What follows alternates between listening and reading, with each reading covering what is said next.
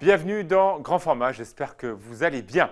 Nous allons parler d'insertion. Alors je suis un peu étonné de vous voir à la tête de cette série Olivia. J'aurais plutôt attendu Fanette qui adore les sujets liés à la solidarité. D'ailleurs elle présente Solidarité sur 8 Mont-Blanc. Pourquoi vous avez choisi, pourquoi vous êtes battu pour faire cette série à Chambéry-le-Haut? Alors parce que j'étais allée faire une interview du préfet de la Savoie Ouais. qui est allé rendre visite justement aux correspondants de nuit qu'on découvrira plus tard. Mhm.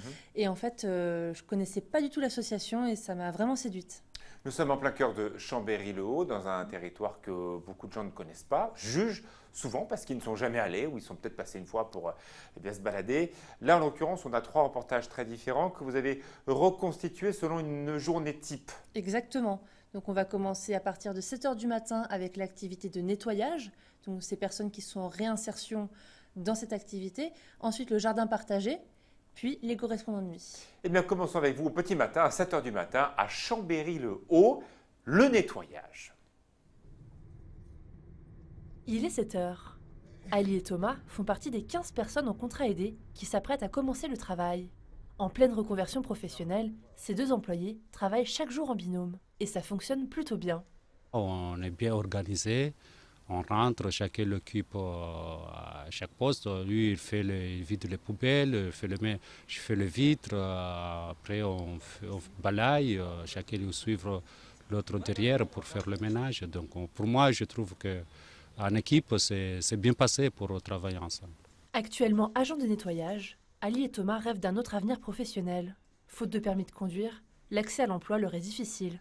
La régie de quartier leur met donc le pied à l'étrier. Ça fait du bien de travailler et ça m'apporte que le travail avec la Régie Plus, ils aident à tout.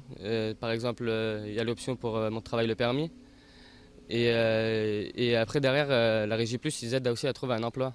Par exemple, moi je veux faire agent de sécurité, ils vont m'aider à trouver avec moi un agent de sécurité. Chaque jour, ce sont des dizaines de montées d'escalier qui sont nettoyées.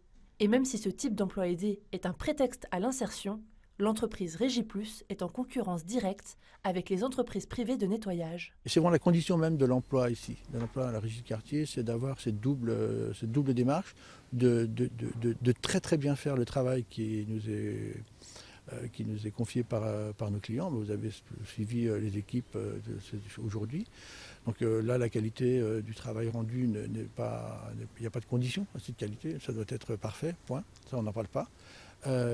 Et après, dès cette année, ils ont une deuxième mission, un deuxième emploi, quand ils sont chez nous, c'est de s'occuper d'eux-mêmes et d'aller vers la recherche de formation, la recherche de logement, le permis.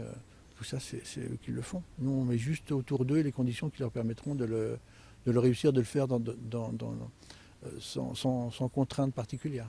Ali et Thomas pourront rester 2 ans maximum dans ce type d'emploi aidé. Ils pourront passer leur permis d'ici quelques mois, financé par Régie Plus à hauteur de 700 €, devenir mobile, puis prétendre à la formation espérée. Travailler pour les autres tout en travaillant pour soi, c'est un peu l'objet de votre reportage, de votre série. Mais on ne comprend pas très bien une chose. Ils sont à Chambéry-le-Haut, on est dans un territoire urbain, et pourtant on a l'impression que parce qu'ils n'ont pas de permis, ils n'ont pas de choix à l'emploi. Et c'est pourtant une réalité parce que Alors maintenant... qu'il y a les transports collectifs à Chambéry. Oui, mais alors pour eux c'est quand même difficile. Par exemple, Ali qui veut travailler dans le bâtiment, il a déjà loupé son permis une fois, là il va le repasser grâce à Régie Plus. Et en fait, il y a une entreprise qui l'appelle sans cesse pour aller travailler, mais tant qu'il n'a pas le permis, elle ne Il le ne peut prend pas. C'est Non. un frein à l'embauche. C'est un frein à l'embauche. C'est un véritable symbole de Chambéry, les jardins partagés. Bien sûr, on en voit encore quelques-uns, même si aujourd'hui le mitage urbain empêche les Chambériens d'avoir un accès direct à la terre. Ça existe encore et vous les avez suivis. On voit ça avec vous juste après votre reportage. En pleine ville, un jardin partagé. Créé au moment de l'amélioration du quartier, cet espace est cultivé et désherbé par une dizaine de jardiniers, dont Marc Pascal, un vrai passionné. Cultiver ensemble, c'est d'abord de se remettre les mains dans la terre, et ça je crois que tous les jardiniers adorent. On a besoin de ce contact avec la terre, surtout quand on vient d'un pays lointain et très rural, mais aussi, c'est mon cas, moi je ne suis pas d'origine rurale, mais j'ai envie de me mettre les mains dans la terre, et puis d'autres également. Donc faire des choses ensemble, faire pousser, c'est quand même assez magique. Partir d'une petite graine et produire des tomates, produire des citrouilles qui sont grosses comme ça, c'est la magie de la nature. L'accès à cet espace de partage est ouvert aux 14 000 habitants de Chambéry-le-Haut, et même aux enfants qui se pressent pour découvrir la quinzaine de variétés présentes sous terre. Ça c'est quoi ça? On se rend compte que c'est une magie qui porte beaucoup sur les enfants. Dès qu'on travaille dans le jardin, à 2 ou 3, il y a toujours une nuée d'enfants qui vient, qui nous pose des questions, qui jouent avec les sauterelles, avec les coccinelles, etc. Donc ça crée beaucoup d'ambiance dans le quartier. Ce lien social existe aussi grâce à un échange de graines, un principe un peu spécial pratiqué dans 60 lieux en France. Chambéry-le-Haut fait partie des dizaines d'adeptes à appliquer cet engagement citoyen. On fait un échange de graines dans le quartier. J'ai ramassé tout à l'heure des graines d'arroche là qu'on va amener à la grainothèque. Et puis au printemps, des gens vont venir chercher la roche et la planter dans leur jardin. Le jardin partagé sert donc de lieu de rencontre, mais aussi de prévention. La mauvaise alimentation est présente chez certaines familles, un fléau que Marc Pascal essaie de minimiser. La difficulté qu'on constate dans des quartiers urbains comme celui de Chambéry-le-Haut, mais ce n'est pas propre à Chambéry-le-Haut, hein, il y en a beaucoup d'autres quartiers de ce type, la malbouffe, comment dire, les produits peu chers qu'on va trouver dans les discounts ou ces magasins-là, c'est effectivement souvent des produits qui sont pas très sains.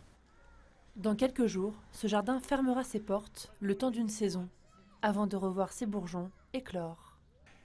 Les jardins partagés, on le sait, la malnutrition est un mal terrible. Hein. Une personne sur 10 qui vit en zone donc comme celle-ci, qui n'a pas beaucoup de sous, est en surpoids. Dans les villes où on gagne plus de 4 000 €, les gens très aisés, c'est une personne sur 25 qui est en surpoids. Donc il y a vraiment une différence selon de quel côté on se place.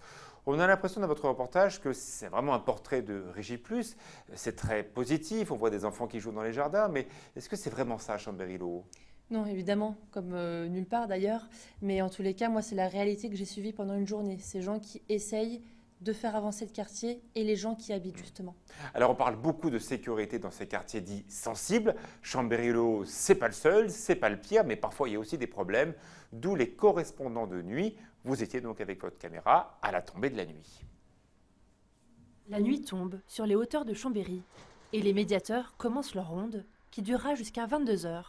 Vraiment, on a une mission qui est complémentaire aux forces de l'ordre. Donc nous, on s'occupe on va dire un peu des petits bobos des quartiers, ce que la police ne dépêcherait pas un équipage pour ce type de problème. Et nous, de fait par notre connaissance du quartier et la connaissance des habitants, on peut se permettre de régler les soucis plus rapidement. Et dès que ça devient délictueux, dès qu'on arrive au délit, là, on passe la main à la police qui sait faire son boulot. Pas de sanctions donc, ni d'amende. Les correspondants de nuit sont sollicités 7 jours sur 7. En moyenne, une douzaine d'appels leur sont passés chaque semaine. Ça peut aller du problème de voisinage à l'incendie, à un problème de squat, des luminaires qui ne fonctionnent plus dans la rue. C'est vraiment divers et varié. Rachid et Imad croisent chaque jour les 14 000 habitants de Chambéry-le-Haut. Et justement, cet habitant qui vit sur les hauts de Chambéry depuis plus de 15 ans est rassuré par la présence des 17 correspondants de nuit. On a des dégradations permanentes au niveau des halls. L'agent d'immeuble, il fait que ramasser des bouteilles, des papiers, des excréments dans les cages d'escalier. Et bon, eux nous donnent un bon coup de main et ils sont très réceptifs à ce qu'on peut leur dire, des informations qu'on peut leur remonter. Violence, squat, dégradation sont le lot quotidien des médiateurs de nuit. Avant d'agir sur le terrain, les correspondants de nuit suivent une formation préalable. Les réactions ne s'improvisent pas. C'est des boulots qui sont assez stressants. On se retrouve dans des situations avec beaucoup de difficultés, notamment les temps de soirée, être confronté à des groupes de jeunes, des choses comme ça, beaucoup de misère sociale. Après, on est assez nombreux dans l'équipe et on a été formés pour avoir toutes les techniques de médiation. Et bien sûr, il y a des aspects psychologiques. On sait prendre du recul par rapport aux situations. Et il y a une bonne entraide au niveau de la structure pour pouvoir savoir relativiser et prendre du recul. La régie de quartier aimerait développer ses rondes de surveillance durant la journée. Une déambulation se ferait donc 24 heures sur 24 sur une superficie de près de 4 km². Très intéressant, mais c'est vrai que quand on voit ce reportage, ils sont 17, pas armés, ils n'ont uniquement la possibilité de téléphoner à la police quand il passe quelque chose. Lorsqu'on voit que les policiers municipaux des grandes villes, des Pays de Savoie, dont Annecy, demandent à être armés, on se dit, eux, à part courir et s'enfuir, ils ne peuvent rien faire. Et ils n'en ont pas besoin. parce qu'ils sont très très bien acceptés justement par Ouais. les habitants, beaucoup mieux que la police. Et c'est sûrement pour ça que justement le préfet de la Savoie soutient autant ses correspondants de nuit, financièrement comme psychologiquement, parce que justement eux, ils peuvent accéder à tout en fait. D'accord. C'est ça le... Et là où la police ne passe pas ou passe difficilement. Exactement. Et justement, ils permettent à la police de mieux passer justement, puisque c'est eux qui ensuite, si ça dérape vraiment, les contactent. Cela me fait penser, il y a très longtemps, dans les Savoies, on parlait des gardes champêtres, des maires, vous savez, ceux qui avaient ces différents tambours et qui racontaient un peu l'histoire des villages et qui réglaient aussi les petits conflits de voisinage. Il n'y a pas de raison qu'il n'y en ait pas aussi dans les bars d'immeubles et dans ces villages-là, dans ces cités-là. Ah oui, mais ça arrive partout. Et là, parfois, bon, outre ces problèmes de voisinage, il y a des squats, des dégradations, comme je le disais, beaucoup de violence aussi la nuit. Donc c'est vrai qu'ils ont déjà une formation préalable et surtout beaucoup de mental pour assurer. Et pourtant, même s'ils sont 17, on a compté, 12 appels par semaine, c'est pas si important que ce que je pouvais imaginer. C'est pas si important que ça, mais par contre, il y a un certain suivi. Par exemple, une femme qui serait battue par son conjoint sera suivie. Ils lui fixeront des rendez-vous, par exemple. Ils la dirigeront vers une association plus apte. Ma dernière question, vous y habiterez, vous, à Chambéry-le-Haut? Eh ben, sincèrement, j'étais très étonnée. Oui. Les bâtiments ont été rénovés. Les parcs sont vraiment neufs.